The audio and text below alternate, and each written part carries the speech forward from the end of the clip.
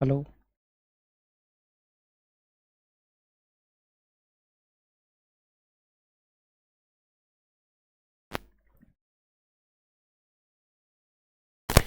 तो नमस्कार मेरे प्रिय साथियों, कैसे हैं आप सभी। मुझे उम्मीद है आप बहुत अच्छे होंगे, स्वस्थ होंगे। साथ ही साथ स्टडी विद सुनील पर आपका बहुत बहुत स्वागत है। आपसे मेरी एक रिक्वेस्ट है साथियों, आपको ये क्लासेज मैं कोई चार्ज तो आपसे ले नहीं रहा, ठीक है। मेरी तरह बहुत सारे लोग हैं यूट्यूब पे आपको पढ़ा रहे हैं, आपके सर आप जैसे बहुत पढ़े हैं, कोई बात नहीं। पर देखिए, बहुत मेहनत लगती है, उनकी भी हमारी भी। आपसे एक रिक्वेस्ट है कि इसको जो मैं हम क्लास बना रहे हैं इसको शेयर कर दिया करिए दोस्तों के पास। शेयर, लाइक, सब्सक्राइब जो भी आप कर सकते हैं। इससे क्या होगा, आप हमसे ज़्यादा से ज़्यादा जुड़ोगे तो मोटिवेशन मिलता है, ठीक है। आप हमारी क्लास देखोगे, हम आपको क्लास प्रोवाइड करेंगे, तो ये जो वार्ता है, ये जो कम्युनिकेशन है, ये बढ़ेगा और ज़्यादा, और मुझे मोटिवेशन मिलेगी। इसके साथ साथ फिर मैं आपके लिए और बहुत सारी क्लासेज या कुछ नया करने की और कोशिश करूँगा, ठीक है। जब हम एक दूसरे से जुड़े हैं तो एक दूसरे का सहयोग करना भी हमारा क्या है, कर्तव्य बनता है, ठीक है। तो इसी तरह से आप देखोगे, आज हमारी क्लास कौन सी है, क्लास 18 है, और मैं आपको इसकी क्लास 17 तक करा चुका हूँ। लगभग 17 क्लासेज मैं आपको करा चुका हूँ। कल मैंने आपको बताया था कि हमारी जो लोकल सेल्फ गवर्नमेंट है अर्थात स्थानीय स्वशासन है, उसके बारे में पहला लेक्चर था कल। 17 जो क्लास 17वीं थी क्लास, उसका इसका पहला पार्ट था वो, ठीक है, जो लोकल गवर्नमेंट का था। आज हमारा सेकंड पार्ट है। जब ये पूरा कंप्लीट हो जाएगा तो इसके बाद आप कोई भी एग्जाम में आया हुआ प्रश्न करोगे इस टॉपिक से, तो मुझे उम्मीद है कि वो आपसे हो जाएगा। पर नहीं तो आप देखिए, जितने भी आपके PYQs हैं, चाहे वो यूपी पुलिस का कोई एग्जाम हो, PCS का हो, या कोई भी एग्जाम हो, आप इन दोनों लेक्चर्स को करने के बाद लोकल गवर्नमेंट से जुड़ा हुआ कोई भी अगर प्रश्न आता है तो मुझे उम्मीद है उसे कर लोगे। या तो डायरेक्ट आपको प्रश्न यहीं से मिल जाएगा, या नहीं भी मिलता तो मेरी एक्सप्लेनेशन से मिल जाएगा, और अगर दोनों से भी नहीं मिलता तो आप कॉमन सेंस से कर लोगे, क्योंकि इसने इन दोनों इन मतलब करने के बाद आपको पता लग जाएगा कि ये आंसर तो इसका नहीं होगा, तो आप इलेबोरेट कर ले जाओगे। तो इन जो मैं बता रहा हूँ, इन क्लासेज को आप ध्यान से देखिए और आपको बड़ा फायदा होगा, ठीक है। चलते हैं अपने आज के पहले प्रश्न की तरफ।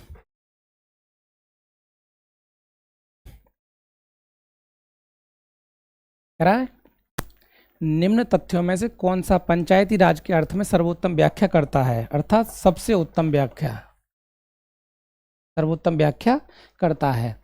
कैसा, लोकतांत्रिक विकेंद्रीकरण, ठीक है, पूछ रहा है कौन सा है जो पंचायती राज के अर्थ में सर्वोत्तम व्याख्या। लोकतांत्रिक विकेंद्रीकरण है, प्रशासनिक विकेंद्रीकरण है, सामुदायिक विकास योजनाओं में पंचायतों की सक्रिय भागीदारी है, या अधिक वित्तियों का उपयोग। तो देखो, विकेंद्रीकरण का मतलब समझो पहले। एक होता है केंद्रीकरण, सेंट्रलाइजेशन, ठीक है, और एक होता है विकेंद्रीकरण, डिसेंट्रलाइजेशन। केंद्रीकरण का मतलब होता है सत्ता और शक्तियां किसी एक हाथ में आकर केंद्रित होना, या किसी एक संस्था के पास केंद्रित हो जाना। सत्ता और शक्तियां क्या, सत्ता और शक्तियां किसी एक व्यक्ति या संस्था के पास, व्यक्ति या संस्था के पास केंद्रित हो जाना, क्या, सत्ता और शक्तियां। विकेंद्रीकरण का मतलब क्या है, सत्ता और शक्तियां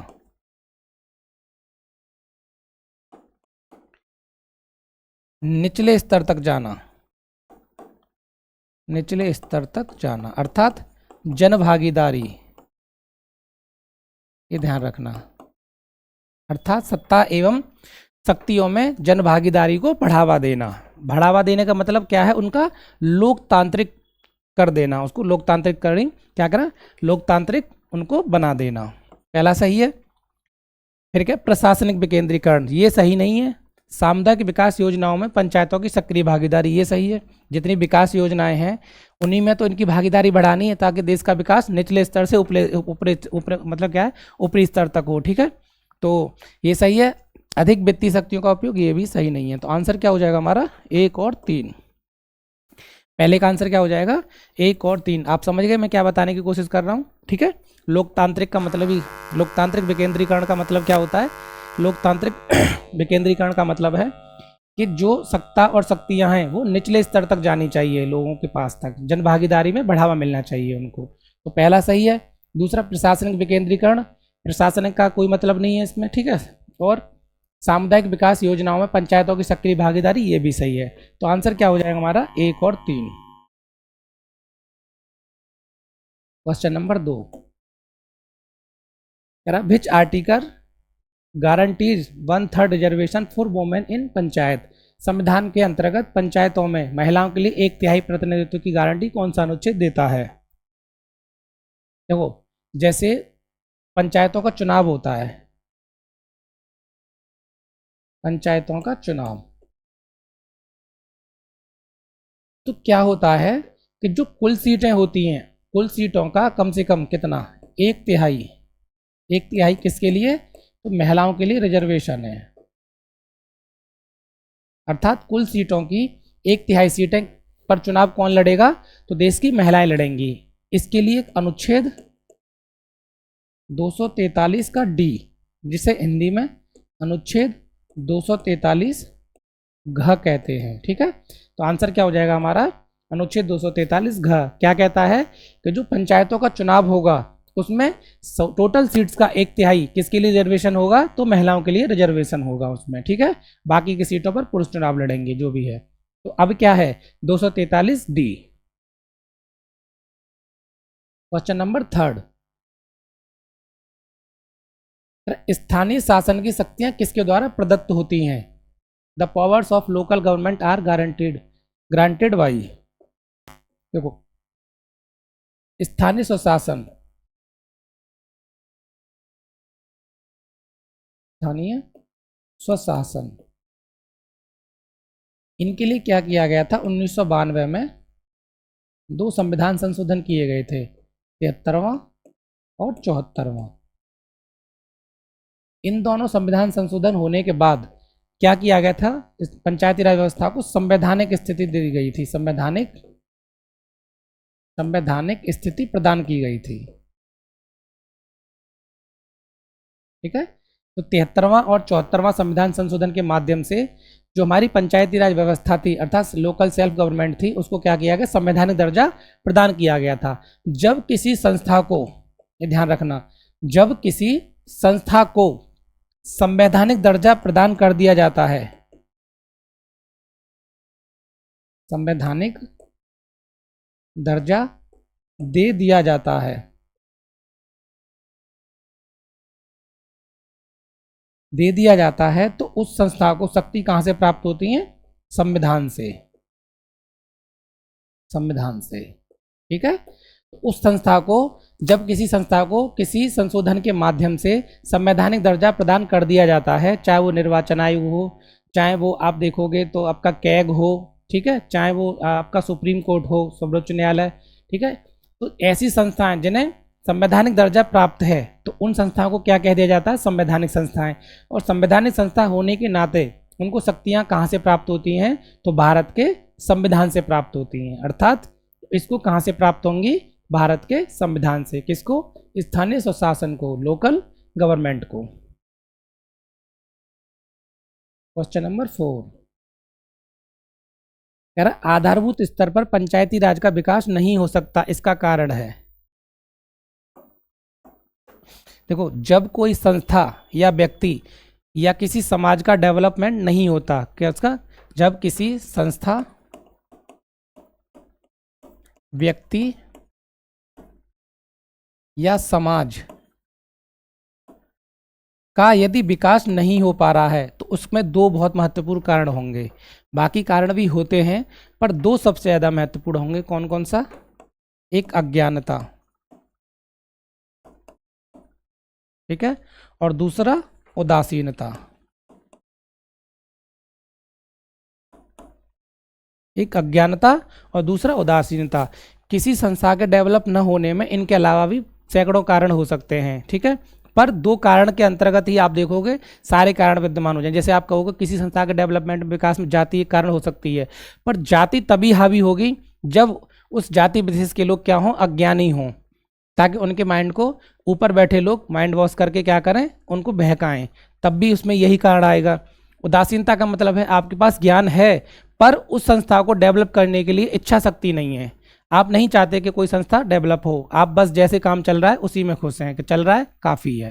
ठीक है, तो इस तरह से देखोगे तो उदासीनता और अज्ञानता, ये 2 सारे के सारे कारण इनके लिए जिम्मेदारी हैं। अब आप आओ, जातिवाद एवं स्वार्थपरकता, ये भी इन्हीं से निकला कारण है। यह विश्वास के पंचायती राज से कल्याण नहीं होगा, ये आपकी अज्ञानता है। शक्ति की कमी एवं अक्षम नेता, ये क्या है? आपकी उदासीनता है, क्योंकि आप नहीं चाहते। ये क्या, उदासीनता और अज्ञानता से ही सारे के सारे कारण बने हुए हैं। तो यहाँ क्या पूछ रहा है, आधारभूत स्तर पर पंचायती राज का विकास नहीं हो सकता, इसका कारण है।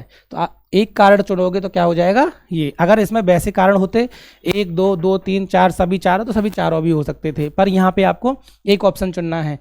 एक ऑप्शन के अंतर्गत आप चौथे का ए चुन लेंगे। क्वेश्चन नंबर 5 कह रहा है, निम्नलिखित में से किसे भारत में पंचायती राज व्यवस्था की आधारशिला कहा जाता है।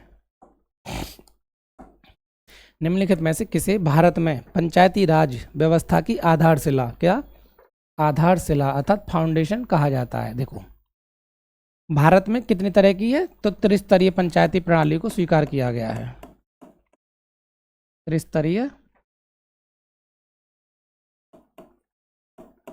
त्रिस्तरीय पंचायती शासन प्रणाली को क्या किया गया है, स्वीकार किया गया है। जिसमें आप देखोगे तो सबसे निचले स्तर पर है ग्राम सभा, ग्राम स्तर पर। जब आप इससे ऊपर पढ़ोगे तो ब्लॉक स्तर, माध्यमिक स्तर पर आप देखोगे पंचायत समिति पाई जाती है, पंचायत समिति या क्षेत्रीय समिति। इसके ऊपर पढ़ोगे तो जिला स्तर पर आपको जिला परिषद देखने को मिलती है। ठीक है, तो देखो बाकी सबसे छोटी इकाई कौन सी है, तो सबसे छोटी इकाई आपको कौन सी दिख रही है, तो ग्राम सभा। बाकी के क्या है, तो ग्राम सभा के ऊपर ही बाकी दोनों टिकी हुई हैं। तो इसका मतलब क्या है, ग्राम सभा क्या है, एक आधारभूत अर्थात इसका फाउंडेशन है। तो आंसर क्या हो जाएगा हमारा, ग्राम सभा। क्वेश्चन नंबर 6, जिस समिति की सिफारिश पर देश में पंचायती राज शासन लागू किया था उसके अध्यक्ष थे। मैंने आपको बताया था कि बलवंत राय मेहता समिति का गठन कब किया गया था, तो 1957 में। इन्हीं की सिफारिश पर देश में क्या किया गया था, पंचायती राज प्रणाली लागू की गई थी, पंचायती शासन प्रणाली क्या की गई थी, स्वीकार की थी। तो इन्हीं की सिफारिश पर क्या हुआ था, पंडित जवाहरलाल नेहरू ने, ठीक है, 2 अक्टूबर 1959 को राजस्थान के नागौर जिले में, ठीक है, अब मैं रिपीट करता हूँ। पूछ रहा है कि जिस समिति की सिफारिश पर देश में पंचायती राज लागू किया गया था उसके अध्यक्ष कौन थे। तो देखो पंचायती राज जैसी संस्था भारत में होनी चाहिए या नहीं होनी चाहिए, इसके लिए, इसकी सिफारिश के लिए सरकार ने, उस समय की तत्कालीन सरकार ने एक समिति का गठन किया था, जिस समिति को कहा गया बलवंत राय मेहता समिति। उसका गठन कब किया गया था, 1957 में। एक प्रश्न आपके सामने यहाँ से तैयार है। दूसरा, जब इन्होंने अपनी सिफारिश दी तो इन्हीं की सिफारिश के आधार पर भारत में पंचायती राज प्रणाली स्वीकार की गई थी। कितने स्तर पर, त्रिस्तरीय पंचायती राज प्रणाली। कभी प्रश्न आपके सामने आ भी जाता है, त्रिस्तरीय, ठीक है। 3 स्तर कौन कौन से थे, ग्राम स्तर पर ग्राम सभा, ब्लॉक स्तर पर जिला पंचायत समिति और जिला स्तर पर जिला परिषद, 3 स्तर हो गए। फिर इन्हीं की सिफारिश पर पंडित जवाहरलाल नेहरू ने 2 अक्टूबर 1959 को राजस्थान के नागौर जिले में पंचायती राज प्रणाली की शुरुआत की थी। फिर राजस्थान के बाद एक आंध्र प्रदेश में की थी, आंध्र प्रदेश सेकंड राज्य, ठीक है। तो अब देखो, कभी आपसे पूछे कि भारत के किस राज्य में सर्वप्रथम पंचायती राज प्रणाली लागू की थी, तो राजस्थान के नागौर जिले में। किसने की थी, पंडित जवाहरलाल नेहरू ने की थी। किसकी सिफारिश पर, बलवंत राय मेहता समिति की सिफारिश पर। बलवंत राय मेहता समिति का गठन कब किया गया था, तो बलवंत राय मेहता समिति का गठन किया गया था 1957 में, ठीक है, 1957 को, ठीक। और दूसरा राज्य कौन था, तो आंध्र प्रदेश था। कभी कभी क्या होता है, प्रश्न के अंतर्गत आपको राजस्थान ना देख के आंध्र प्रदेश देखने को मिलेगा, क्योंकि एग्जामिनर भी तेज होता है, सबको पता है एग्जामिनर को कि पहला राज्य सब याद कर लेते हैं, तो आपको दूसरा राज्य भी पता होना चाहिए, ठीक है। तो इस समिति की सिफारिश के कौन थे, इसके अध्यक्ष कौन थे, तो बलवंत राय मेहता, ठीक है। कब गठित की गई थी ये? जनवरी 1957 में। क्वेश्चन नंबर 7, यार भारत में त्रिस्तरीय पंचायती राजतंत्र की सिफारिश की थी। भारत में त्रिस्तरीय पंचायती राजतंत्र की सिफारिश की थी, किसने की थी पूछ रहा है।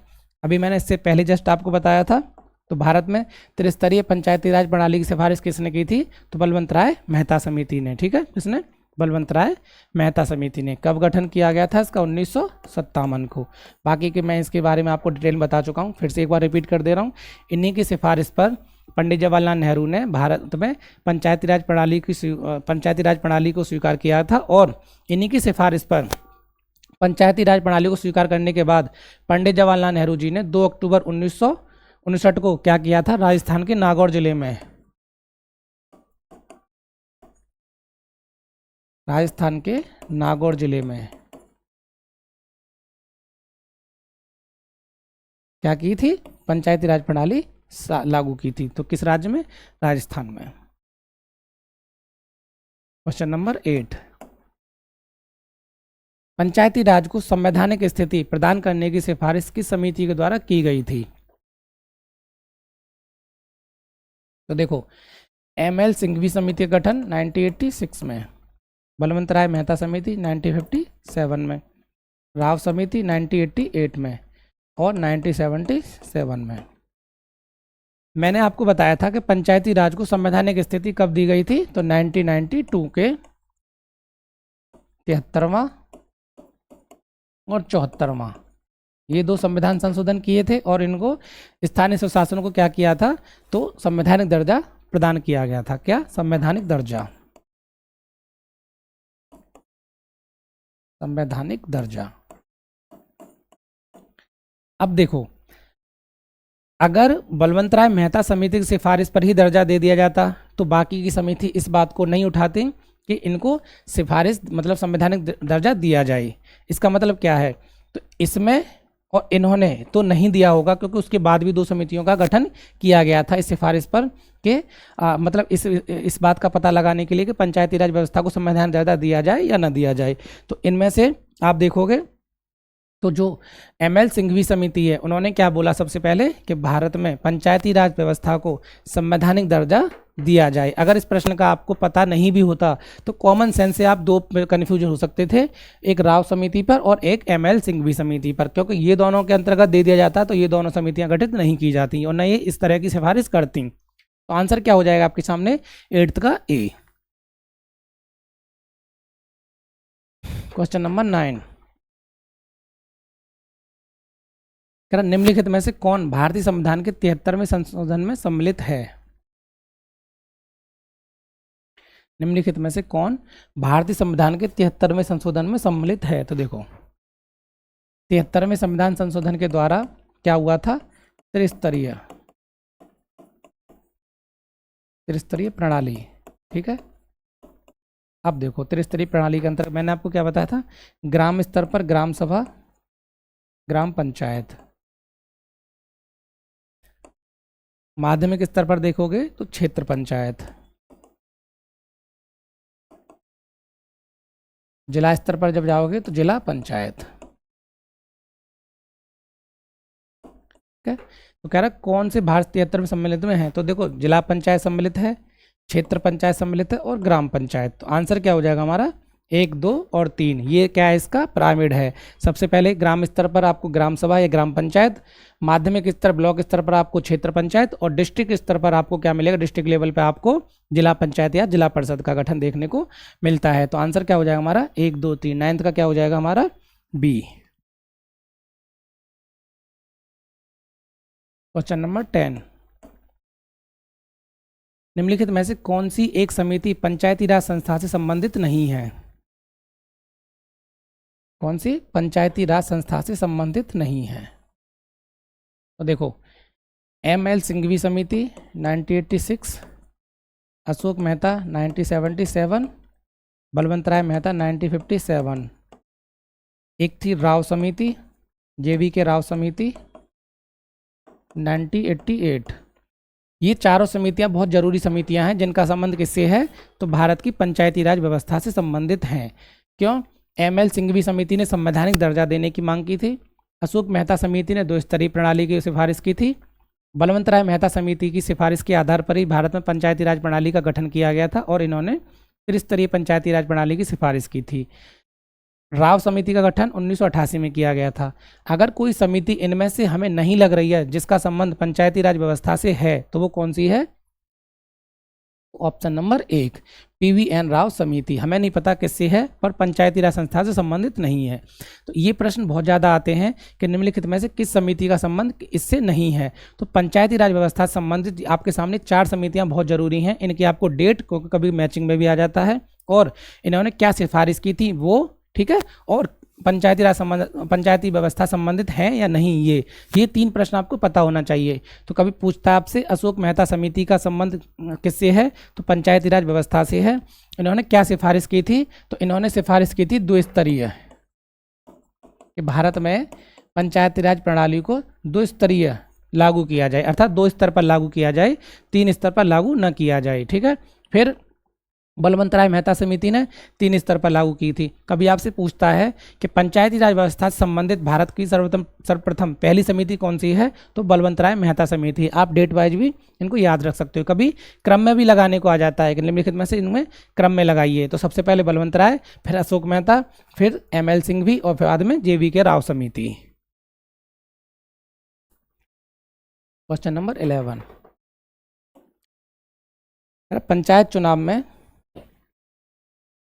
पंचायत चुनाव में अनुसूचित जातियों के लिए पदों का आरक्षण किस राज्य में लागू नहीं होगा? तो देखो, आरक्षण शब्द को समझते हैं, हालांकि डिफाइन नहीं है संविधान में, पर आरक्षण के आधार कितने हो सकते हैं? तो मेरी निगाह में 2 आधार हैं, एक लिंग और दूसरा जाति। आप कहोगे लिंग से क्या मतलब है, तो लिंग से मतलब है या तो आरक्षण पुरुष के आधार पर होगा या महिलाओं के लिए, ठीक है।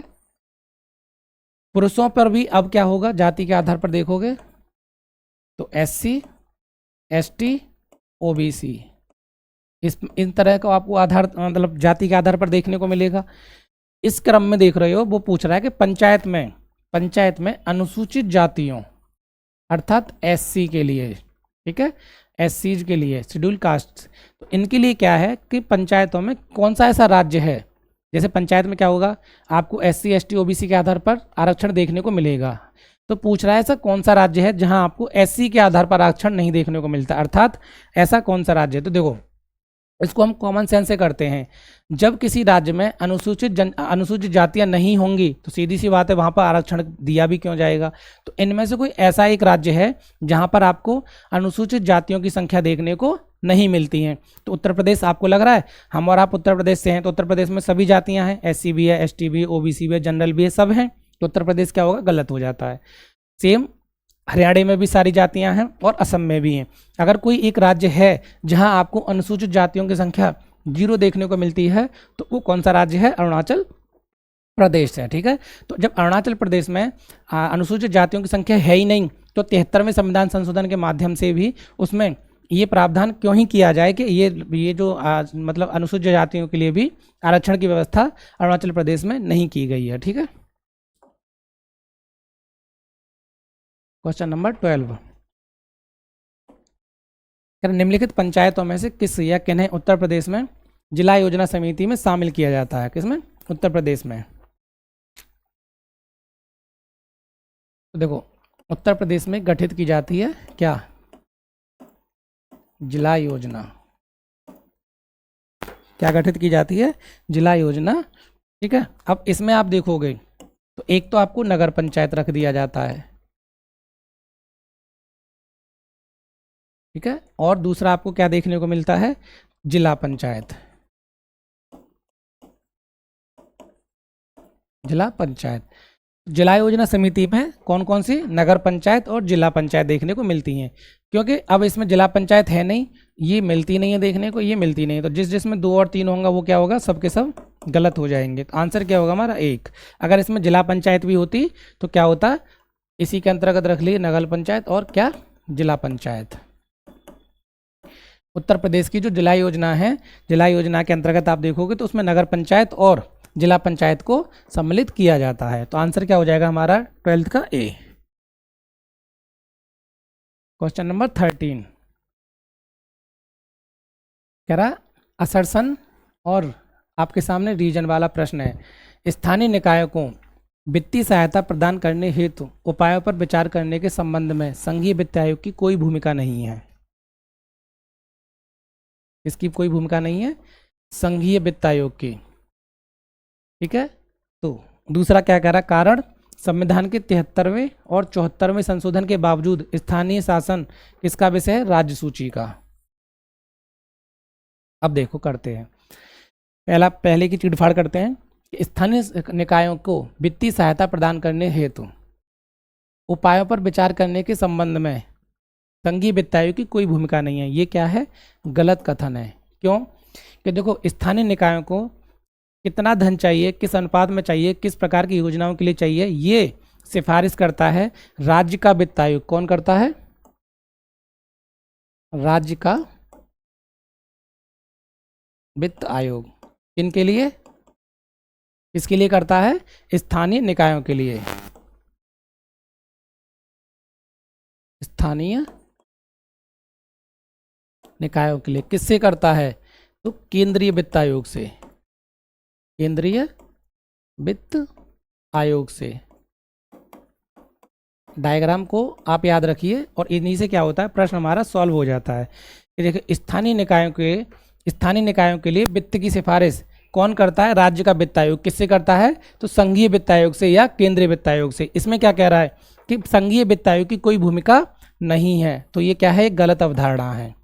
क्यों, क्योंकि स्थानीय निकायों को वित्त की कितनी जरूरत है, किस अनुपात में जरूरत है, कहाँ कहाँ जरूरत है, किस योजनाओं के लिए जरूरत है, ये सारी की सारी राज्य का वित्त आयोग बताता है संघ के वित्त आयोग को। फिर संघ का वित्त आयोग क्या करता है, उनके लिए धन की सिफारिश करता है। ठीक है, तो संघीय वित्त आयोग की क्या है, भूमिका होती है। तो पहला गलत है। कह रहा है फिर संविधान के 73वें और 74वें संशोधन के बावजूद स्थानीय शासन को राजसूची का विषय है, अर्थात ये बात सही है। ठीक है, तो आंसर क्या हो जाएगा हमारा, ए गलत है और आर सही है। तो 13 का आंसर क्या हो जाएगा, डी। ठीक है, चलते हैं अपने अगले प्रश्न की तरफ। कभी आपसे पूछे स्थानीय स्वशासन किसका विषय है, तो राजसूची का विषय है।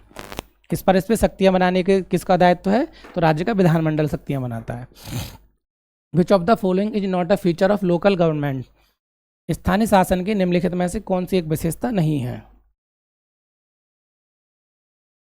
वैधानिक स्थिति, स्थानीय समुदाय की भागीदारी, कर आरोपित कर वित्त प्राप्त करने की शक्ति। इनको देखिए कौन सी नहीं है। तो देखो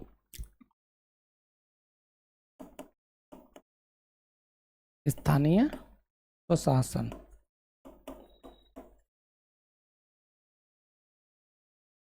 वैधानिक स्थिति, तो इसका अर्थ, इसका मतलब समझ रहे हो, इसको संवैधानिक दर्जा मिला हुआ है, संवैधानिक दर्जा मिला हुआ है। तो पहला क्या हो जाएगा हमारा सही। कह रहा है स्थानीय समुदाय की भागीदारी, ये भी सही है। ठीक है, क्योंकि इसका नाम क्या है, स्थानीय शासन, तो स्थानीय लोगों की क्या होगी, इसमें भागीदारी होगी, स्थानीय लोगों की भागीदारी। अब तीसरी विशेषता क्या है, कर आरोपित कर वित्त प्राप्त करने की शक्ति। इनको कुछ जगहों पर क्या है, कर आरोपित करने की, जैसे मेला पे कर देते हैं, सिंचाई कर हो गया, इन तरह के क्या है, कर लगाकर क्या करते हैं, कर लगाकर वित्त प्राप्त करते हैं, वित्त प्राप्त करते हैं। ठीक है, और ये कह रहा है केंद्रीय नियंत्रण, ये क्या है, ये किसके लिए लागू की गई थी, शक्तियों के विकेंद्रीकरण के लिए। ठीक है, शक्तियों के क्या है, विकेंद्रीकरण की लागू की गई थी। इनका मतलब क्या है, इस पर केंद्रीय नियंत्रण नहीं होता। तो इसका सीधा मतलब स्थानीय स्वशासन की विशेषताओं में केंद्रीय नियंत्रण जैसा कोई विशेषता नहीं है। तो आंसर क्या हो जाएगा हमारा, क्योंकि पूछ रहा है कौन सा सही नहीं है, तो कौन सा सही नहीं है, केंद्रीय विकास, सेंट्रल कंट्रोल इन पर नहीं होता है। ठीक है,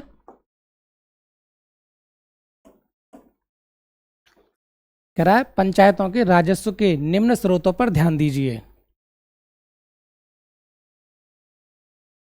पंचायतों के राजस्व पर निम्न स्रोतों पर ध्यान दीजिए।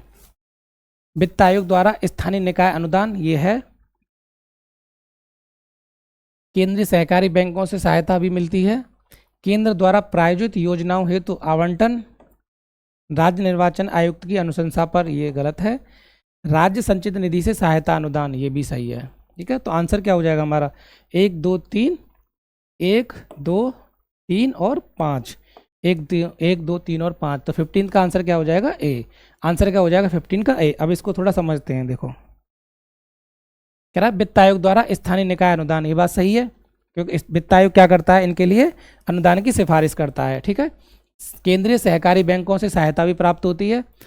केंद्र द्वारा प्रायोजित योजनाओं हेतु आवंटन, ये भी सही है। राज्य निर्वाचन आयुक्त की अनुशंसा पर, इसमें कोई राज्य निर्वाचन आयोग का काम क्या है? इनका निर्वाचन कराना। ठीक है, वित्त की अनुशंसा करना इसका काम नहीं है। वित्त की अनुशंसा करना किसका काम है? तो राज्य के वित्त आयोग का, राज्य के वित्त आयोग का। ठीक है, राज्य की संचित निधि से सहायता, ये भी सही है। तो आंसर क्या हो जाएगा हमारा? A. Question number 16, which of the following is related to grassroots democracy? निम्नलिखित में से कौन, ये दृढ़ नहीं होके क्या है? तृणमूल लोकतंत्र से संबंधित है। पूछ रहा है कौन है ऐसा जो तृणमूल लोकतंत्र से संबंधित है।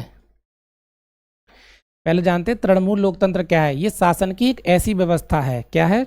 शासन की एक ऐसी व्यवस्था है जिसमें निर्णय लेने की शक्ति, जिसमें निर्णय लेने की शक्ति किसके पास है? निचले स्तर तक जनता के पास होगी, जनता के पास। ठीक है, तो निचले स्तर पर बैठे हुए लोगों के पास क्या होगी? शासन की शक्ति, सत्ता और शासन की शक्ति किसके पास होगी? तो जन भागीदारी इसमें क्या होगी? निचले लोग, जो निचले स्तर तक के लोग हैं, जो ग्रामीण लोग हैं, उनके पास क्या है? शासन और सत्ता की शक्ति प्राप्त होगी। तो इसका मतलब क्या है तृणमूल लोकतंत्र का? कि ऐसी व्यवस्था जिसमें शासन और सत्ता की शक्ति निचले स्तर पर बैठे हुए लोगों को प्राप्त हो। तो किसके लिए है ये? पंचायती राज पद्धति के लिए। तो 16 का आंसर क्या हो जाएगा? बी। 16 का आंसर आप समझ गए ना? बी। कभी पूछे तृणमूल लोकतंत्र किससे संबंधित है? तो पंचायती राज प्रणाली से।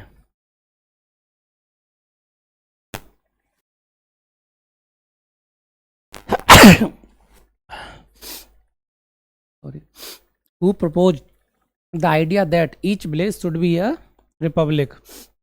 किसने यह विचार प्रतिपादित किया था कि प्रत्येक गांव पंचायत का गणराज्य होगा? क्या होगा? प्रत्येक गांव पंचायत का गणराज्य होगा। Each village should be a republic किसने कहा था? तो ये गांधी जी ने कहा था। ठीक है, सीधा प्रश्न है। क्वेश्चन नंबर 18, कह रहा 73वें संशोधन अधिनियम 1992 के अंतर्गत पंचायती राज व्यवस्था निम्न में से किस पर लागू नहीं होगी?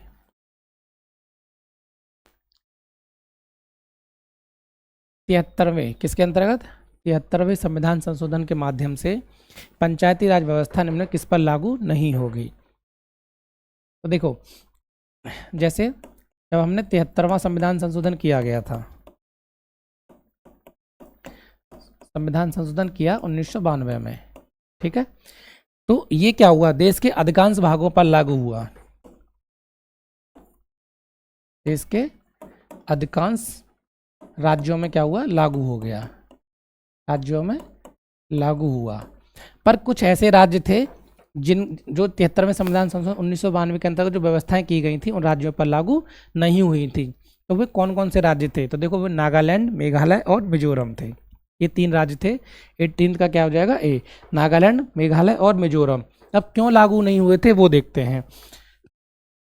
देखो, ये क्या है? ये सारे के सारे नॉर्थ ईस्ट वाले राज्य हैं, पूर्वोत्तर। ठीक है, पूर्वोत्तर राज्य। इनमें क्या है? ये आदिवासी राज्यों के अंतर्गत देखो, इनमें स्वयं की ग्राम परिषदें थी, ग्राम परिषदें। ठीक है, और यहाँ पर क्या है? आदिवासियों की अपनी शासन प्रणाली है। अगर हम लोग मतलब भारत की संसद अपने द्वारा बनाए गए कानूनों को इन पर थोपती या जबरदस्ती लागू करने की कोशिश करती तो एक विद्रोह की भावना पैदा होती, जो कि सरकार नहीं चाहती है। तो ऐसे राज्यों में नागालैंड, मेघालय और मिजोरम, जहां पर अपनी स्वयं की ग्राम परिषदें हैं अर्थात ग्राम काउंसिल्स हैं और आदिवासी शासन प्रणालियां वहां पर चल रहे हैं, आदिवासियों के अपने नियम हैं, प्राचीन नियम हैं, तो इसीलिए जो 73वें संविधान संशोधन 1992 के अंतर्गत जो पंचायती राज व्यवस्था पूरे देश में लागू की गई थी, बावजूद इसके वो 3 राज्यों नागालैंड, मेघालय और मिजोरम पर उसके नियम लागू नहीं किए गए थे। क्यों नहीं किए गए थे? क्योंकि वहाँ पर क्या है, आदिवासी शासन लागू होता है और अपनी ग्राम परिषदें हैं, वो उन्हीं के माध्यम से क्या करते हैं, उन्हीं के माध्यम से शासन व्यवस्था का संचालन करते हैं। तो इन राज्यों में नागालैंड, मेघालय और मिजोरम। क्वेश्चन नंबर 19, यदि पंचायत भंग होती है तो किस अवधि के भीतर चुनाव कराना होगा? देखो, इसको मैं एग्जाम्पल से समझाता हूं आपको, उदाहरण से। जैसे मानो पंचायत का कार्यकाल क्या होता है, 5 वर्ष। किसी कारणवश क्या हुआ कि पंचायत 2 वर्ष के भीतर ही क्या हो गई, भंग हो गई। 2 वर्ष बाद क्या हुआ, भंग हो गई।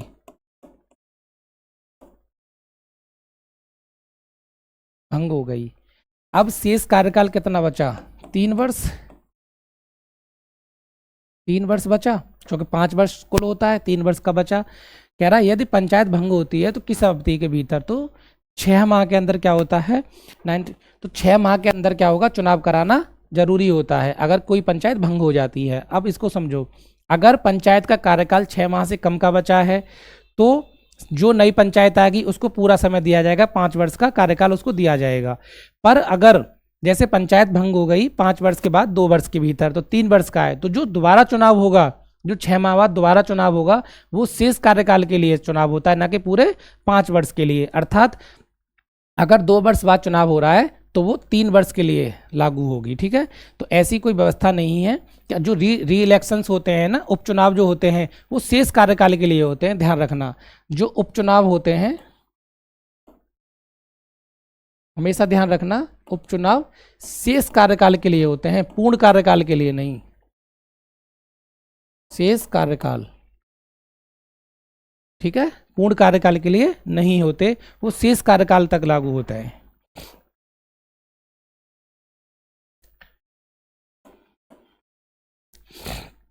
निम्नलिखित में से कौन एक पंचायतों से संबंधित नहीं है?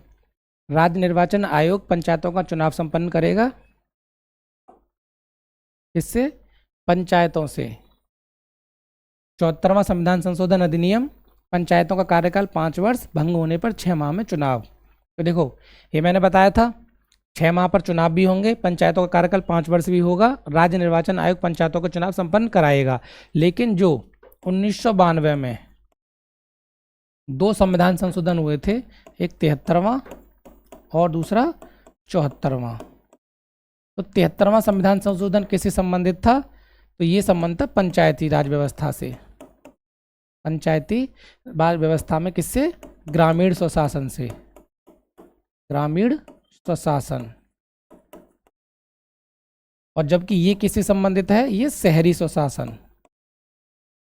शहरी स्वशासन, उदाहरण के तौर पर नगर पालिका। ठीक है, तो पूछ रहा है कौन सा पंचायत से संबंधित नहीं है, तो 74वां संविधान संशोधन क्या है? पंचायती राज व्यवस्था संबंधित नहीं है, क्योंकि ये शहरी स्वशासन से संबंधित है। शहरी स्वशासन। तो आंसर क्या हो जाएगा हमारा 20 का बी। अब फिर से मैं थोड़ा बता देता हूँ आपको। 1992 में 2 हमारे कॉन्स्टिट्यूशन अमेंडमेंट हुए थे, एक 73 अमेंडमेंट और दूसरा 74। दोनों ही क्या है? स्थानीय स्वशासन से संबंधित हैं। पर स्थानीय स्वशासन के अंतर्गत देखोगे तो 2 स्वशासन है, एक ग्रामीण स्वशासन जो गांव लेवल पे होता है, एक शहरी स्वशासन जो आपके डिस्ट्रिक्ट लेवल जो शहरों में होता है। ठीक है, जैसे आप मेयर वगैरह का चुनाव जो लड़ते हैं, नगर पालिका का चुनाव जो होता है वो शहरी स्वशासन के अंतर्गत आता है, जबकि ग्राम प्रधान का चुनाव किसके अंतर्गत आता है? तो ग्रामीण स्वशासन के अंतर्गत। अब क्योंकि 73वां संविधान संशोधन के माध्यम से पंचायती राज व्यवस्था के अंतर्गत इसमें से राज्य निर्वाचन आयोग चुनाव कराएगा, ये भी सही है, पंचायतों का कार्यकाल 5 वर्ष का होगा, ये भी सही है, ये भी प्रावधान है। और भंग होने पर 6 माह में चुनाव होगा, री इलेक्शन 6 माह के अंदर होगा, ये भी सही है। पर 74वां संविधान संशोधन अधिनियम 1992 वो किससे संबंधित है? तो वो शहरी सुशासन से संबंधित है, न कि पंचायती राज व्यवस्था से। तो आंसर क्या हो जाएगा? 74वां संविधान संशोधन अधिनियम शहरी सुशासन से संबंधित होने के कारण आंसर बी है। क्वेश्चन नंबर 21, पंचायत निर्वाचन हेतु राज्य निर्वाचन आयुक्त की नियुक्ति की जाएगी। The state election commission for panchayat elections is appointed by, कह रहा है कि पंचायत निर्वाचन हेतु राज्य निर्वाचन आयुक्त की नियुक्ति कौन करेगा, पूछ रहा है ये। ठीक है, तो कौन करेगा वो देखते हैं।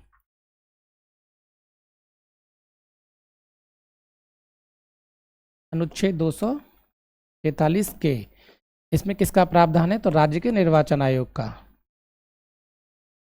राज्य के निर्वाचन आयोग।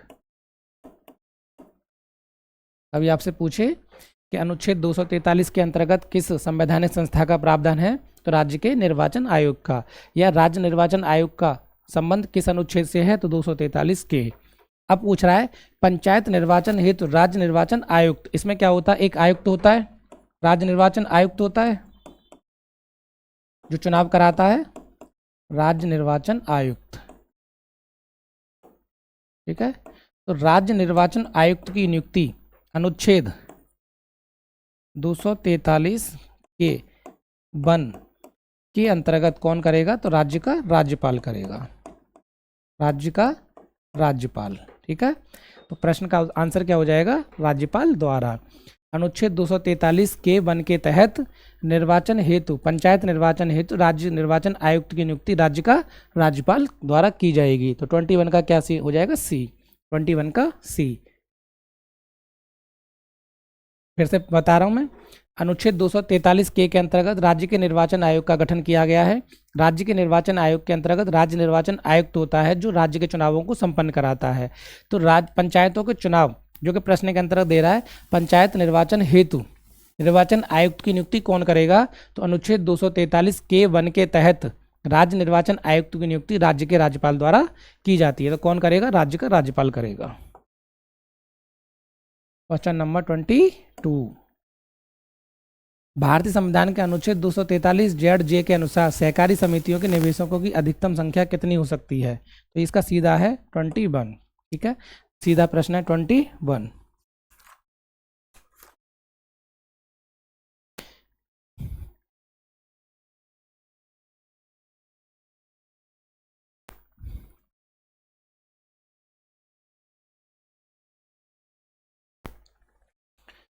कह रहा है reservation for the post for chairman in panchayat is based on, पंचायतों में अध्यक्ष पद के लिए आरक्षण का आधार है। देखो, अध्यक्ष पद के लिए पंचायतों में अध्यक्ष पद के लिए आरक्षण का आधार है। तो देखो, अभी मैंने बताया था आपको आरक्षण, आरक्षण का आधार। ठीक है, 2 आधार बताए थे मैंने, एक लिंग, दूसरा जाति। लिंग के आधार पर पुरुष, महिलाएं, ठीक है, और जाति के आधार पर SC, ST, OBC। ठीक है, इनको क्या हुआ है? आरक्षण प्राप्त होता है। अब पूछ रहा है कि अध्यक्ष पद के लिए आरक्षण का आधार, तो जो चुनाव के लिए मतलब आरक्षण का आधार है वो भी अध्यक्ष पद के लिए होगा, या तो अध्यक्ष महिला होगी या पुरुष होगा, या SC से होगा या ST से होगा या OBC से होगा। तो आरक्षण का आधार क्या हो जाएगा? लिंग और जाति। तो 24 का आंसर क्या हो जाएगा? डी। तो 24 का डी, लिंग और जाति। क्यों? या तो जब कोई अध्यक्ष पद का चुनाव लड़ेगा, जो चुनकर आएगा, या तो वो महिला होगी या पुरुष होगा, तो ये लिंग के आधार पर हो गया, या फिर वो निचली कास्ट से होगा तो SC, ST या OBC से होगा। तो इसका मतलब समझ रहे हो आप, अन्य पिछड़ा वर्ग, शेड्यूल कास्ट और शेड्यूल्ड ट्राइब्स। ठीक, तो ये जाति के आधार पर हो गया। तो आंसर क्या हो जाएगा हमारा? 24 का डी। क्वेश्चन नंबर 25, मेयर का कार्यकाल कितने वर्ष का होता है? जैसे आप देखोगे तो 5 वर्ष का होता है। जैसे अलीगढ़ का मेयर है या किसी भी डिस्ट्रिक्ट का जो मेयर होगा, जो मेयर चुना जाता है, उसका कार्यकाल आप देखोगे तो वो 5 वर्ष का होता है। फिर मेयर के लिए क्या है, मेयर किसी जिले का फर्स्ट पर्सन होता है, ठीक है, ध्यान रखना। जैसे देश का फर्स्ट पर्सन राष्ट्रपति होता है, वैसे डिस्ट्रिक्ट का फर्स्ट पर्सन कौन होगा, तो वहाँ का मेयर होता है, ठीक है। तो फर्स्ट पर्सन ऑफ डिस्ट्रिक्ट किसको कहा जाता है, तो मेयर को कहा जाता है। Question number 26।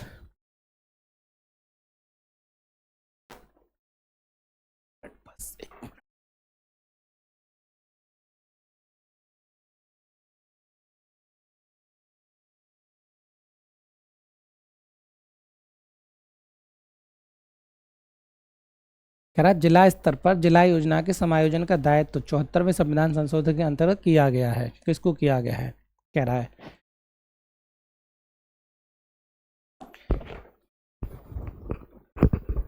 कह रहा जिला स्तर पर जिला योजना के समायोजन के दायित्व 74वें संविधान संशोधन किसके द्वारा, 74वें संविधान संशोधन के अंतर्गत किसको दिया गया है, तो वो जिला योजना समिति को। तो 26 का क्या हो जाएगा, सी। 26 का सी, जिला योजना समिति को क्या दायित्व, जिला स्तर पर जिला योजना के समायोजन का दायित्व 74वें संविधान संशोधन जिला योजना समिति को दिया गया है, ठीक है। Question number 27। उत्तर प्रदेश में किसी नगर का मेयर, आ गया, किसी नगर का मेयर नगर का प्रथम नागरिक होता है।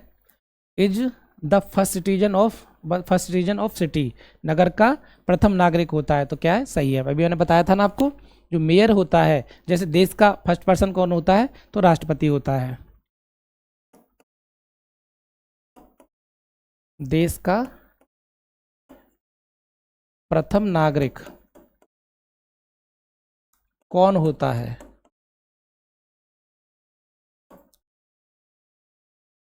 तो वो होता है भारत के राष्ट्रपति, भारत का राष्ट्रपति, ठीक है। कभी आपसे पूछे कि देश का प्रथम नागरिक कौन होता है, फर्स्ट सिटीजन ऑफ इंडिया कौन है, तो the president of India, Bharat का राष्ट्रपति। इसी तरह से जिले का प्रथम नागरिक कौन होता है, वो सांसद या विधायक न होकर कौन होती है, मेयर होता है, ठीक है, जो मेयर होता है। तो नगर का प्रथम नागरिक कौन होगा, तो मेयर होगा। नगर निगम का पदेन सदस्य होता है, ये भी सही है। कार्यकारिणी समिति का पदेन सभापति होता है। कार्यपालिका मशीनरी पर संपूर्ण नियंत्रण होता है, ये गलत है, ठीक है। तो आंसर क्या हो जाएगा हमारा, 1 2 3। उत्तर प्रदेश में किसी नगर निगम का, ठीक है, उत्तर प्रदेश नगर निगम अधिनियम 1959 के अनुसार, ठीक है, उत्तर प्रदेश नगर निगम, उत्तर प्रदेश नगर निगम अधिनियम 1959 के अकॉर्डिंग जो मेयर होता है, ठीक है, वो नगर का प्रथम नागरिक होता है। नगर निगम का पदेन सदस्य होता है। कार्यकारिणी समिति का पदेन सभापति होता है। तो आंसर क्या हो जाएगा हमारा 27 का बी।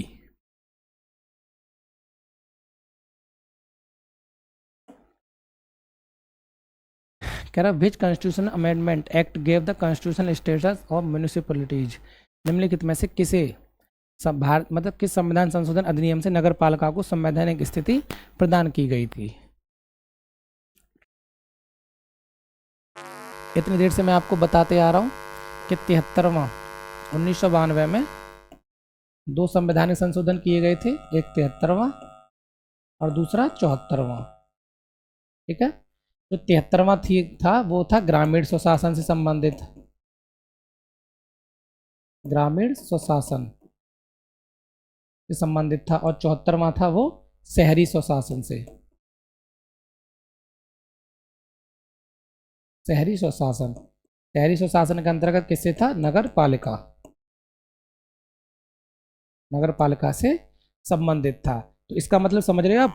तो अब कौन सा पूछ रहा है कि नगर पालिकाओं को संवैधानिक स्थिति किसने दी थी, तो नगर पालिकाओं को संवैधानिक स्थिति किसने दी थी, तो 74वां संविधान संशोधन 1992 के द्वारा। तो आंसर क्या हो जाएगा 74वां संविधान संशोधन 1992 के द्वारा। ये कब लागू की गए थे दोनों? तो 1993 को। यहीं से मैंने आपको एक और बताई थी, 24 अप्रैल को क्या मनाया जाता है? तो पंचायती दिवस। पंचायती दिवस कब से मनाया जाता है? तो 2010 से। ठीक है, 2010 से। कभी आपसे पूछे कि निम्नलिखित में से किस संविधान संशोधन अधिनियम के माध्यम से ग्रामीण स्वशासन को, किसको? ग्रामीण स्वशासन को संवैधानिक स्थिति दी गई थी? तो आंसर क्या हो जाएगा? 73वां संविधान संशोधन 1992। निम्नलिखित में से किस अधिनियम द्वारा शहरी स्वशासन को संवैधानिक स्थिति प्रदान की गई थी? तो 74वां संविधान संशोधन 1992 के द्वारा। ठीक है, ये कब से लागू हुए थे? तो 1993 से लागू हुए थे। Question number 29। किसी राज्य में नगर पालिकाओं का सीमा क्षेत्र अधिसूचित करने के लिए निम्नलिखित में से कौन सक्षम है? किसी राज्य में नगर पालिकाओं का, किसी राज्य में नगर पालिकाओं का सीमा क्षेत्र अधिसूचित करने के लिए निम्नलिखित में से कौन सक्षम है? ठीक है, इसका मतलब क्या है? जैसे राज्य है उत्तर प्रदेश, ठीक है, अब पूछ रहा है कि उत्तर प्रदेश में नगर पालिका का सीमा क्षेत्र कितने कितने क्षेत्र पर, कितने प्रतिशत क्षेत्र में, ठीक है, नगर पालिका का विस्तार होगा? ये कौन बताएगा? तो ये बताएगा संबंधित राज्य का राज्यपाल। ठीक है, तो 29 का क्या हो जाएगा? बी, संबंधित राज्य का राज्यपाल। Question number 30। The first municipal corporation in India was stabilized in, Bharat में प्रथम नगर निगम स्थापित हुआ था। तो देखो, नगर निगम भारत में प्रथम, भारत में प्रथम कब हुआ था? तो ये हुआ था मद्रास। ठीक है, कब हुआ था? मद्रास। कहाँ पर? 1687 में। ठीक है, तो 1687 में भारत में प्रथम नगर निगम की स्थापना की गई थी, 1687 में। कहाँ पर? तो मद्रास में। फिर इसके बाद 1726 में, 1726 में दो और नगर निगम स्थापित किए गए थे। कौन कौन से? बॉम्बे एवं कोलकाता। बॉम्बे जो आज मुंबई है, मुंबई और कलकत्ता, मुंबई एवं कलकत्ता में 1726 में। तो पूछता है कभी कभी आपसे, जैसे इसमें पूछा है कि भारत में प्रथम नगर निगम, ठीक है, the first municipal corporation in India, ये केबीसी में भी पूछा गया था एक बार इस सवाल। ठीक है, तो भारत में प्रथम नगर निगम स्थापित हुआ था, कब हुआ था? तो वो हुआ था मद्रास में। कब हुआ था? तो 1687 में। ठीक है, ये दोनों कब हुए थे? तो 1726 में। अब इसका नाम चेन्नई है। ठीक है, मद्रास का नाम। 31। The largest source of income of urban local bodies is, नगरीय स्थानीय निकायों की आय का सबसे बड़ा स्रोत है। जैसे आय के उनके पास बहुत सारे स्रोत होते हैं, जैसे चुंगी है, सरकारी अनुदान है, सेवाओं के शुल्क है, और जो सबसे बड़ा शुल्क है वो क्या है? संपत्ति, जो प्रॉपर्टी से टैक्स मिलता है। ठीक है, तो संपत्ति कर किसकी? जो नगर पंचायतों के संपत्ति कर क्या है? सबसे बड़ा आय का स्रोत है। 32। संविधान राज्यों में निम्न में से किन श्रेणियों की नगरीय निकायों का गठन उपलब्ध कराती है? संविधान राज्यों में निम्न में से किन श्रेणियों के नगरीय निकायों का गठन कराती है? ठीक है, तो देखो, संविधान राज्यों में निम्न में से किन श्रेणियों के नगरीय निकायों, तो कह रहा नगर क्षेत्रीय समितियां, नगर पंचायत तो इसका कराती है, नगर पालिका परिषद ये भी कराती है, नगर निगम ये भी कराती है। तो आंसर क्या हो जाएगा हमारा? 2, 3 एंड 4। तो 32 का क्या हो जाएगा? ए। 32 का ए, 2, 3 एंड 4, क्योंकि नगर क्षेत्र की समितियों जैसा चुनाव नहीं कराया जाता है। संविधान राज्य में किन श्रेणी निकायों का गठन और नगर पंचायतों का गठन किया जाता है, नगर पालिका परिषदों का भी किया जाता है और नगर निगम का भी किया जाता है। तो आंसर क्या हो जाएगा हमारा? ए। क्वेश्चन नंबर 33 कह रहा निम्न में से कौन एक नगर निगम के अनिवार्य कर्तव्यों में नहीं है। अनिवार्य कर्तव्यों में ये बहुत सारे कर्तव्य हैं उसके, पर कौन सा एक अनिवार्य में नहीं है। जैसे मनुष्यों के लिए पेयजल को दूषित होने से बचाना तथा दूषित पेयजल का उपयोग रोकना पहला तो है नगर नगर निगम का। जल जनित रोगों के इलाज की व्यवस्था करना ये भी है। जन्म और मृत्यु के आंकड़ों का पंजीकरण करना ये भी है। गर्भवती या स्तनपान कराने वाली माताओं और उनके शिशुओं तथा स्कूल जाने वाले बच्चों के लिए दूध की व्यवस्था करना ये नगर निगम का कर्तव्य नहीं है। ठीक है, ये नगर निगम का कर्तव्य नहीं है। ये राज्य सरकार का कर्तव्य हो सकता है पर नगर निगम का नहीं हो सकता। ठीक है, तो आंसर का क्या हो जाएगा 33 का D. The answer is question number 33 is D. 34 नगर निगमों के लिए वित्त आयोग के गठन के बारे में निम्न कथनों में कौन सा सही नहीं है। वित्त आयोग निगमों की वित्तीय स्थिति का पुनर्विलोकन करेगा और राज्यपाल को संस्तुतियां करेगा। वित्त आयोग राज्य की संचित निधि से निगमों के लिए सहायता अनुदान की संस्तुति करेगा। वित्त आयोग निगमों की वित्तीय स्थिति को सुधारने के लिए उपायों की संस्तुति करेगा। राज्यपाल संस्तुति मतलब सिफारिशों को ध्यान रखो, सिफारिश। राज्यपाल सिफारिशों को मुख्यमंत्री के पास कार्रवाई हेतु अग्रेसित करेगा। इसकी देखो प्रोसेस समझो। नगर निगमों के लिए वित्त आयोग जो वित्त आयोग का गठन किया जाता है, वित्त आयोग अपनी सिफारिशें किसको देता है, राज्य के राज्यपाल को। राज्यपाल को वित्त आयोग अपनी, जैसे केंद्र में वित्त आयोग क्या करता है, अपनी सिफारिश राष्ट्रपति को देगा, राष्ट्रपति संसद के समक्ष रखवाता है। इसी तरह से राज्य का राज्यपाल, जो वित्त आयोग है वो राज्यपाल को देगा, राज्यपाल अपनी इन सिफारिशों को जो वित्त आयोग देगा उसको राज्य के विधानमंडल के समक्ष रखवाएगा। राज्य के विधानमंडल के समक्ष, ठीक है, राज्य के विधानमंडल के समक्ष रखवाएगा, न कि मुख्यमंत्री के। तो अब पूछ रहा है उसमें कौन सा कथन सही नहीं है, तो आंसर क्या हो जाएगा हमारा डी। ठीक है, तो क्वेश्चन नंबर 34 का आंसर क्या हो जाएगा डी। क्वेश्चन नंबर 35 कह रहा निम्न में कौन उत्तर प्रदेश में नगर पालिका परिषद के अध्यक्ष का निर्वाचन करते हैं। परिषद के सदस्य, संपूर्ण कार्यकारिणी के सदस्य, संपूर्ण नागरिक या पात्र नागरिक। निम्न में कौन उत्तर प्रदेश नगर पालिका परिषद के अध्यक्ष का निर्वाचन करते हैं, तो कौन करता है, उस क्षेत्र की जनता।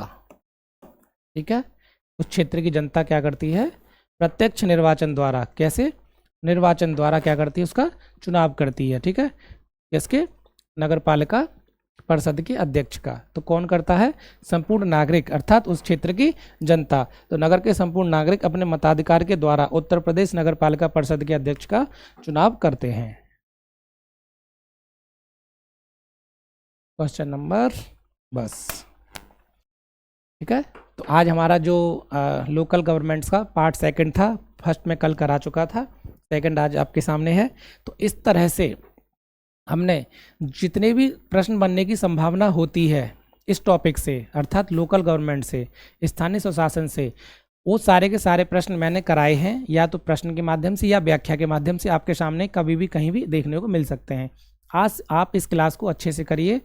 इस क्लास के अंतर्गत किए गई सारी व्याख्याएं और दिए गए आपको प्रश्न इस टॉपिक से आने वाले जितने भी प्रश्न होंगे उनके लिए काफ़ी मददगार साबित होंगे आपके लिए, क्योंकि इससे बाहर क्वेश्चन बन सकने की संभावना बहुत कम रहती है। जितने भी वन लाइनर्स हों, कॉन्सेप्ट बेस्ड क्वेश्चन हो या कॉन्सेप्ट बुल्ड हो, वो मैंने आपकी इस अपने 2 क्लासेज के माध्यम से कराने की पूरी कोशिश की है। आप इन्हें अच्छे से करिए और मैं पूरी गारंटी है, मतलब गारंटी तो किसी चीज़ की नहीं होती, पर मुझे पूरी उम्मीद है कि ये सेशन आपके दोनों बहुत मददगार साबित होंगे। तो आज के लिए इतना ही, फिर मिलते हैं आपको नई क्लास के साथ। धन्यवाद।